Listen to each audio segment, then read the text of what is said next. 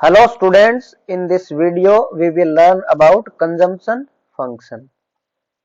Aggregate demand में अभी तक हमने देखा aggregate demand is equal to consumption plus investment expenditure plus government expenditure plus exports minus imports. ये इक्वेशन हमने देखी है एग्रीगेट डिमांड की। इस वीडियो में हम एक कंपोनेंट कंजम्पशन के फंक्शन की स्टडी करेंगे। कंजम्पशन फंक्शन क्या दिखाता है? It shows a functional relationship between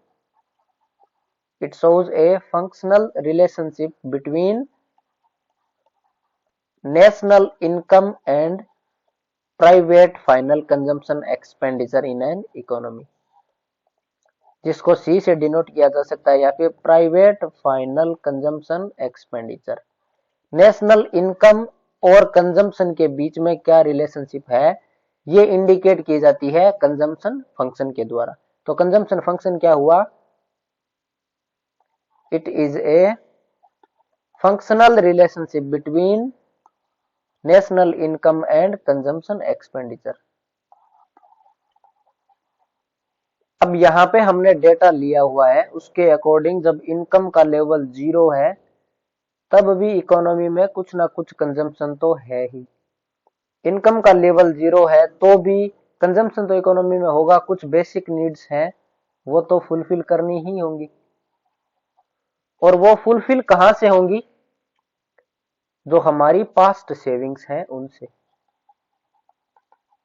past savings में पिछले फाइनेंशियल ईयर में या फिर किसी भी हिस्टोरिकल टाइम में हमारे पास जो सेविंग्स थी उन सेविंग्स को हम प्रेजेंट कंजम्पशन के लिए काम में ले रहे हैं। तो इनकम 0 होने के बाद भी हमारा कुछ ना कुछ कंजम्पशन है, और वो कंजम्पशन कहां से आ रहा है? हमारी पास्ट की सेविंग्स से। तो यहां से हम क्या क्या देख रहे हैं कि नेशनल इनकम का लेवल अगर 0 हो, इनकम का लेवल 0 हो तो भी कुछ ना कुछ कंजम्पशन होगा। It means consumption is always positive in economy, हमेशा पॉजिटिव होगा, कभी भी नेगेटिव नहीं हो सकता है। कंजम्पशन ऑलवेज क्या होगा? पॉजिटिव होगा।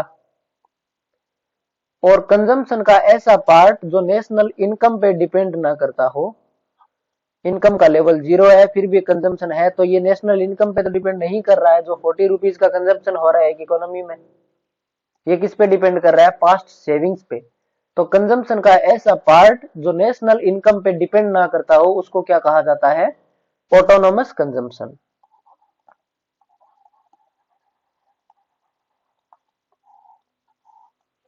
ऑटोनोमस कंजम्पशन की डेफिनेशन क्या हुई?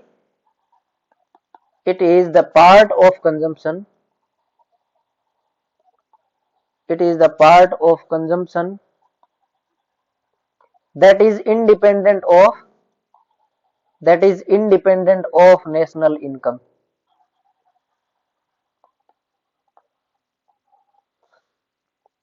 ऑटोनोमस कंजम्पशन वो पार्ट है कंजम्पशन का जो नेशनल इनकम पे डिपेंड नहीं करता है।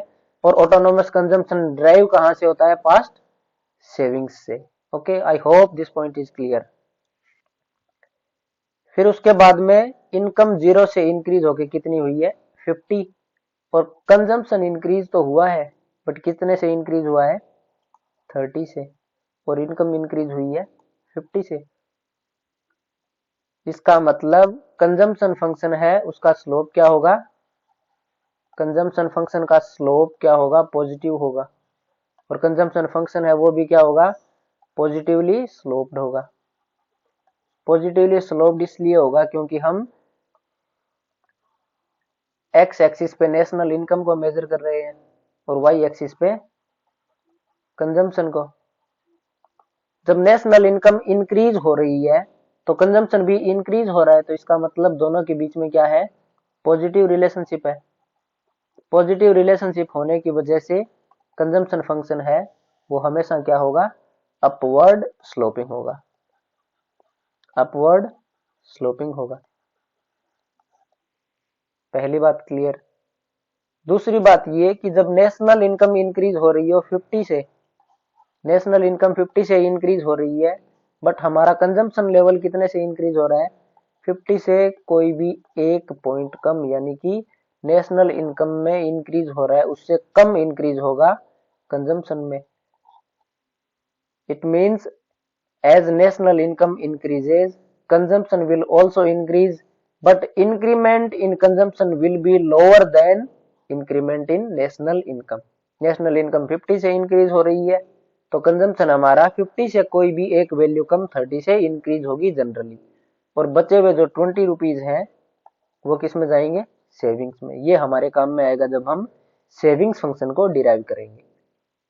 फिर उसके बाद में 50 से इनकम इंक्रीज हुई 100, फिर से 50 का इंक्रीमेंट, यहाँ पे 30 का इंक्रीमेंट हो रहा है। अब एक पॉइंट ऐसा है जहां पे income is exactly equal to consumption. Income कितनी है यहाँ पे 100 और कंजम्पशन कितना है 100, तो इस पॉइंट पे सेविंग्स कितनी होगी 0। और एक ऐसा पॉइंट जहां पे income is equal to consumption, उसको क्या कहा जाता है, break even point.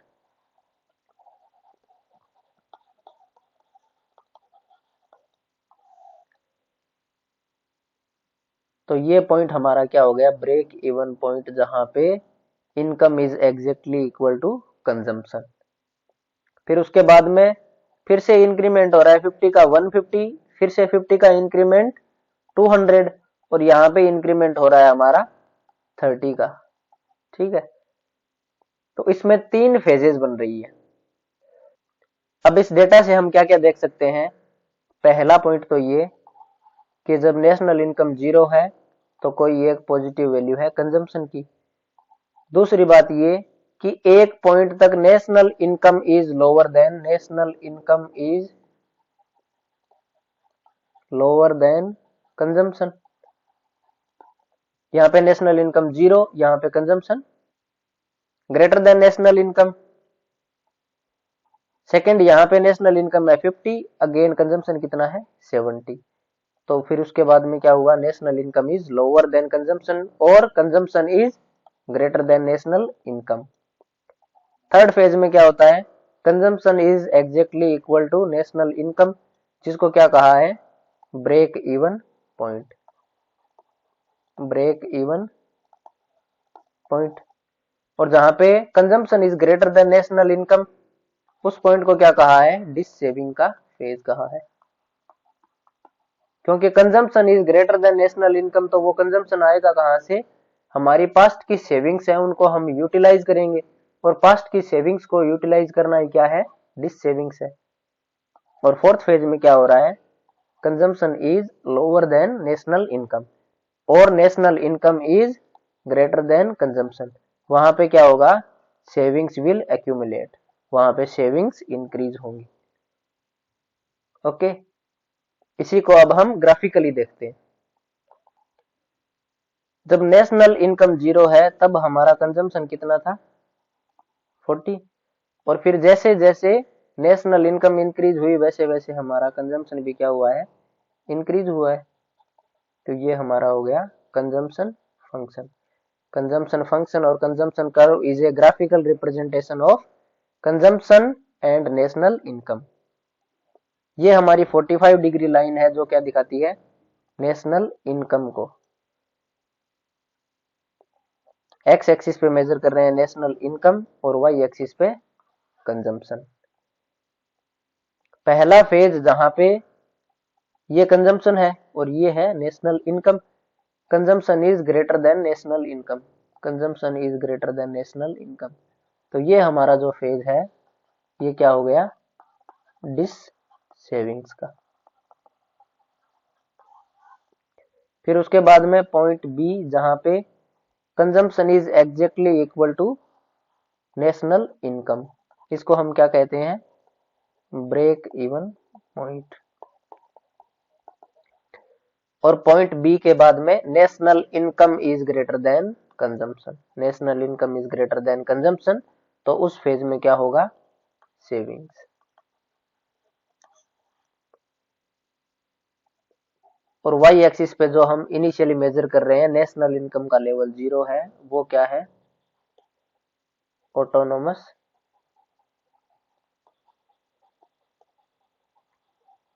Consumption. Okay, ये हमारा ऑटोनोमस कंजम्पशन जो नेशनल इनकम पे डिपेंड नहीं करता है, एक फेज ऐसा जहां पे national income is falling short of consumption और consumption is greater than national income, वो हमारा क्या है, डिश सेविंग का फेज है। फिर कंजम्पशन और नेशनल इनकम इक्वल हुए, उसको हमने ब्रेक इवन पॉइंट कहा है। और फिर उसके बाद में national income is greater than consumption, तो उस पे क्या हो रहा है, हमारा सेविंग्स अक्यूमुलेट हो रही है।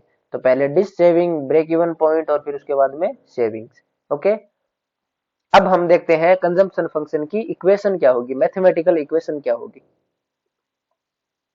कंजम्पशन एक्सपेंडिचर में हमने क्या देखा, कंजम्पशन का एक पार्ट था ऑटोनोमस कंजम्पशन, और दूसरा पार्ट जो नेशनल इनकम पे डिपेंड कर रहा था वो क्या है, इंड्यूस्ड कंजम्पशन।